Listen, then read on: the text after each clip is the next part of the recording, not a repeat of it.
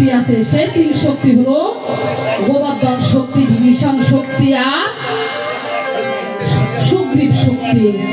তখন এই তিন শক্তিকে শ্রীরামচন্দ্র পাঠালেন এই ঘুরির তপবন। এই তিন শক্তিও তারা সেইখানে নিধন হইয়া গেল। এবার শ্রীরামচন্দ্র সেইখানে গেলেন, শ্রীরামচন্দ্র সেই বনে গেলেন আর এই দুটি বালককে কহিতে লাগলেন, করে বালক শোনা দিয়ে মহান পরিচয় দাও, তোমরা কাহার নন্দন?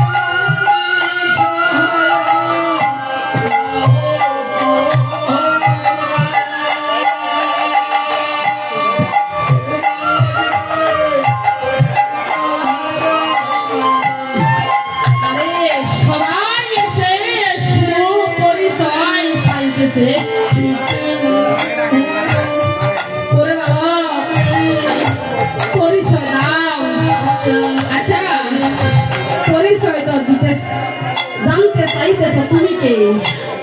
ওরে বালক আমি বললাম তিন জগতের প্রতীক। তখন কুশবীর বলেন, দাদা রে এই বেটা তিন দেশের রাজা টাজা হবে আর কি, স্বর্গ মত্ত পাতার এই তিন দেশের রাজা টাজা হবে। ওরে বালক আমি বললাম সীতার প্রতি। এই বেটা বলছে সীতার প্রতি। আরে এই বেটার স্ত্রীর নাম সীতা পিতা হবে আর কি। ওরে বালক আমি বললাম ধরার প্রতি, ধরার প্রতি। ওরে বালক হিসাব তো মিলাইতে পারছি না, আমরা জানি সীতার জন্ম হলো ধরাতে। আর এই বেটা বলছে সীতার প্রতি, সীতার মার প্রতি। ও শিশিরা হাম তুমি শাশুড়া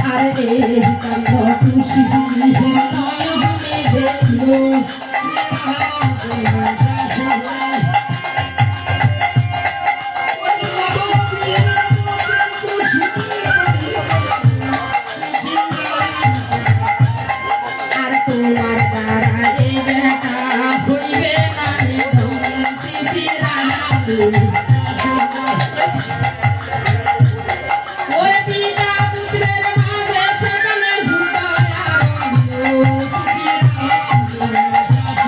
ওরে পুত্রের হাতে পিতা সেখানে নিরহ হইল ওরে সাধুরা সাধুরা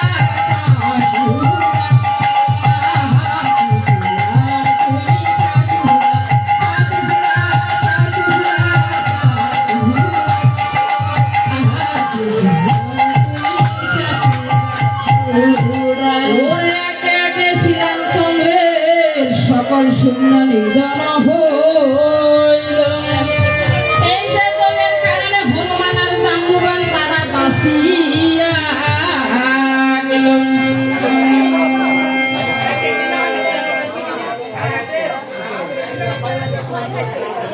হনুমান আর জাম্বুবান তারা বাঁচিয়া গেলেন আর এইদিকে তখন এই দুটি বালককে সীতা দেবীর কাছে নিয়ে গেলেন সীতা দেবী কেবল সীতা দেবী যখন এই হনুমান আর জাম্বুবানকে দেখলেন হনুমান আর জাম্বুবানকে যখন দেশের কুশল সংবাদ জিজ্ঞাসা করলেন তখন হনুমান আর জাম্বুবান বললেন মাগো তোমাকে যদি আমি বলি তুমি বিশ্বাস করবে না তুমি আমার সাথে চলো তুমি আমাদের সাথে চলো তুমি সেইখানে গেলে বিশ্বাস করবে